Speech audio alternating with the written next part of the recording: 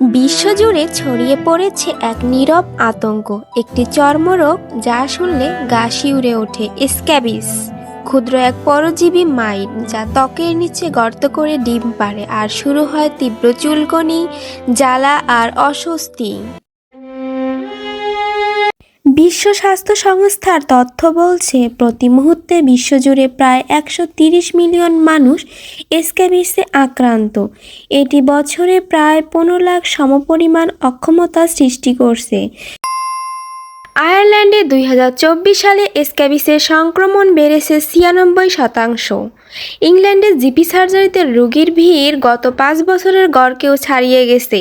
নেদারল্যান্ডে 14 বছর পর আবার দেখা গেছে স্ক্যাবিসের মতো ভয়ানক ধরন।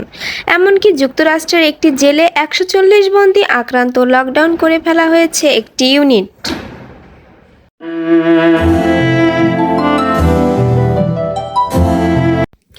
অস্ট্রেলিয়ার বিজ্ঞানীরা উদ্ভাবন করেছে এক নতুন পোর্টেবল ডিজাইন যা স্ক্যাবিস শনাক্ত করতে পারে ত্বকের সোয়াব থেকেই।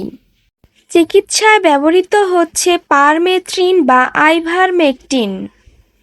লক্ষণগুলো সহজ: তীব্র চুলকানি, বিশেষ করে রাতে, ত্বকে লাল ফুসকুড়ি, ছোট ছোট গর্ত, সংক্রমণ ছড়ায় খুব সহজে শরীরের সংস্পর্শে, বিছানা বা পোশাক ভাগ করে নিলে। বাংলাদেশেও স্ক্যাবিস পরিচিত একটি সমস্যা, বিশেষ করে ঘনবসতিপূর্ণ এলাকা। তবে এখন পর্যন্ত বড় আকারে কোনো প্রাদুর্ভাব দেখা যায়নি, তবে সতর্কতা জরুরি। স্ক্যাবিস একটি ছোট রোগ মনে হলেও এর প্রভাব ভয়াবহ হতে পারে। তাই লক্ষণ দেখলেই দেরি না করে চিকিৎসকের শরণাপন্ন হন। নিজের প্রতি সচেতন থাকুন, আপনার চারপাশের মানুষকে সুরক্ষিত রাখুন, শেয়ার করুন, সচেতনতা ছড়িয়ে দিন। Scabies, know it, stop it.